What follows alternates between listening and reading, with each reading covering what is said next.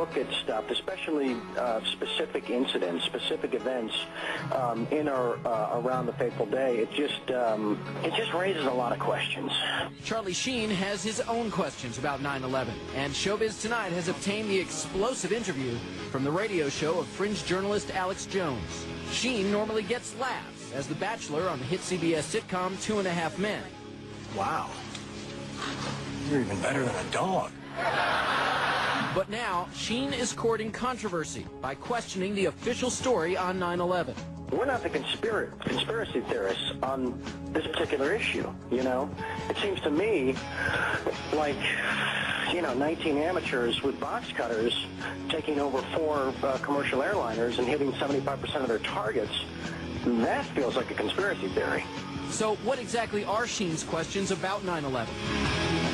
For one, Sheen is questioning the official story of what caused the World Trade Center collapse, that the impact of the 2 planes caused fires that weakened the building's support columns. In the interview, Sheen says he wondered if the buildings could have been brought down by a deliberate, yes, deliberate implosion. I saw the South Tower hit live. That famous wide shot where it disappears behind the building, and then we see the tremendous fireball. And there was a feeling that it just didn't look, how do I say this? Didn't look like any commercial jetliner I've flown on any time in my life. And then when the buildings came down, later on that day, I was with my brother, and I said, hey, call me insane, but did it sort of look like those buildings came down in a controlled demolition? Sheen is also questioning how a commercial airliner could have hit the Pentagon. Show us this incredible maneuvering. Just show it to us. Just show us, how this particular plane pulled off these maneuvers. What was it, a 270-degree turn at 500 miles an hour, descending 7,000 feet in 2.5 minutes, skimming across the treetops, the last 500 meters, 4 feet off the ground. Sheen also jumped on a favorite target of 9/11 conspiracy theorists, President Bush. Sheen questions why the president, after an aide told him about the attacks, continued with his Florida school appearance. It would seem to me that upon the revelation of that news, that the Secret Service would grab the president and remove him as if he were on fire from that room. Ever since that horrible day, conspiracy theories about the attacks have spread far and wide through the internet. As writer Webster Tarpley tells Showbiz Tonight, Sheen is not alone in his opinions. There was a Zogby poll that was carried out last... Happy almost Easter. Hey, back at you. Thank you. You had some interesting comments. You were on a radio show and you talked about 9/11, and you have, is it a theory or you just don't believe the government account of what happened on 9/11? I just had questions. Yeah? I had a lot of questions. And the forum I chose to voice those questions in is the Alex Jones radio show. Mm-hmm. And just because he's a guy that I've been a fan of and followed for a lot of years. And, I got attacked. I mean, there were a lot of hit pieces. The reaction was people get very mad when celebrities have opinions. No, I understand. Yeah. I understand. I know he's not qualified. He doesn't, he's just, who the hell is he to have an opinion about something so horrible. And, it was sad because they didn't really take a look at any of the stuff I was asking them to look at, any of the evidence or any of the stuff that generated those questions, And they said, oh, he's another tinfoil hat-wearing Hollywood clown, And it's like the only... I felt that the only real validation I needed was just being a tax-paying American that loves my country. Yeah, and it's just something that you wonder about, and you would like to know more about, sure. I assume. And did you study the tapes? I've done a lot of research, and it's not just me, it's the people that have come before me, the experts and the engineers and the physicists and the scientists and the scholars that raised a lot of these things, and I took a look at their research and said, yeah, it doesn't add up. A lot of it doesn't add up. Hence these questions, And there's 2 areas. There's Building 7, and there's the 5 frames from the Pentagon. Don't listen to me. Do your own research, But I think that what happened to a time in this country when we were entitled, when we had a constitutional and a God-given right.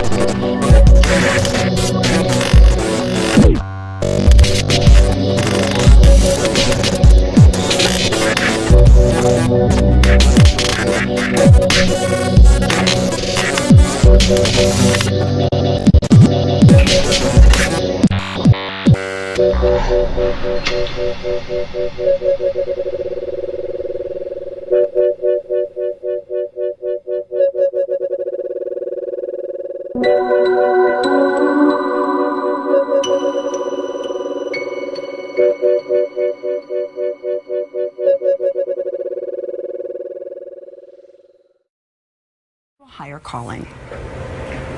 I get in trouble for being honest, and sometimes, I've always been the guy that's been, I'm extremely old-fashioned, I'm a nobleman, I'm chivalrous. I believe that chivalry is not dead, it's just been in a coma for a long time. But for Charlie Sheen, the past few months have been one tabloid headline after another. Drug-fueled nights with porn stars, marital woes, and very public squabbles about his job. Yeah, we're in forced hiatus. They said, you get ready, we'll get ready, and I got ready, I went back, nobody's there. All these radio rants have people thinking Charlie Sheen has got to be on drugs again. Sure. Yeah. Yeah, I am on a drug. It's called Charlie Sheen. It's not available because if you try it once, you will die. Your face will melt off, and your children will weep over your exploded body. Too much. So it's just I woke up and decided, I've been kicked around, I've been criticized, I've been like the aw shucks guy with like this bitch in rock star life, and I'm just finally gonna completely embrace it, wrap both arms around it, and love it violently, and defend it violently through violent hatred. I don't know what to tell you, man. I'm just, I'm here and I'm ready. They're not. Bring it. Finally, CBS had enough, shutting down 2.5 Men for the rest of the season, putting Sheen and the entire staff out of work. Were you shocked when they shut down 2.5 Men again indefinitely? Yeah, I was actually disappointed because I thought, I think the mistakes I made is that people misinterpret my passion for anger. Stopping the show is costing an estimated $250 million all around. It's going to cost everybody them a lot involved. more. It's going to cost them a lot more because they're on a battlefield and they let their emotions and their ego, basically they strapped on their diapers. And so they're in breach. They're in radical breach. And sorry, guys, you screwed up. Are you going to sue? Well, I mean, wouldn't you? I don't have a job. I got a whole family to support and love. And people beyond myself, people a lot more important than me, are relying on that money to fuel the magic. What are you going to sue for? Tons. They're going to actually put it on a scale and be like, little more, little more. Add some gold, bingo. I'm here to collect, And they're going to lose. They're going to lose in a courtroom. So I would recommend that they do an out-of-court settlement and fix this whole thing and pay the crew and get season 9 back on board. But that could be tough. Sheen has been accused of being anti-Semitic in some of his remarks about the series' creator, Chuck Lorre. It's nothing inside of deplorable that a certain Chaim Levine, yeah, that's Chuck's real name, mistook this rock star for his own selfish exit strategy, bro. Really upset about how something was interpreted that I feel terrible about. So I think we should just clear the air on that. They were like suddenly labeling me an anti-Semite. It's like people that know me, that there's nothing about that in my history anywhere. I think the problem was, though, is that he goes by the name Chuck Lorre. His real name is Charles Levine. Right. But you chose to call him Chaim Levine. You took the Hebrew version, which I think people were wondering, why would he do that? He says it was a joke after seeing the name in a brief message posted by Lorre himself at the end of 2.5 Men. I would say, I'm sorry if I offended you. I didn't know you were I didn't know you were so sensitive. Sorry if I offended you. I just thought, after you wailing on me for 8 years that I could, take a few shots back, I didn't know you were going to take your little ball and go home and punish everybody in the process. But it's Sheen's character that has come into question time and time again. The one thing I'm finding about you is that you seem really nice. You seem like you love your children. Yeah, man, I'm the nicest guy you want to meet. But then you hear about this violent side. Yeah, it's obvious. When you drink, are these women making this up, or is this really happening? Tell us, what really happened in that house in Aspen? What really happened in that hotel room in New York City? I can't do that right here because that means I have to expose people, and regardless of, you know, what tomfoolery or skullduggery they rolled in with, I can't do that. I don't roll people. Were you violent? Not a rat. No. No, it's not. So why did they say you were violent? I don't know, because it was making stuff up. Instead of the source, they're going to, and everybody takes their word over mine. Do you have a violent side at all? Today, when it's needed to protect my family, absolutely. And it's unlike anything you'll ever see. Are there any drugs in this house? To my best knowledge, no. No drugs in the house right now? Not that I know about. If I know about them, I'll find them and throw them away. It's not a big deal. Ooh, drugs in the house. What about the people who supply you with drugs? Are they out of your life? Again, I cannot speak about things that that are sort of, you know, that's really nobody's business. I think you know the answer to that, you know.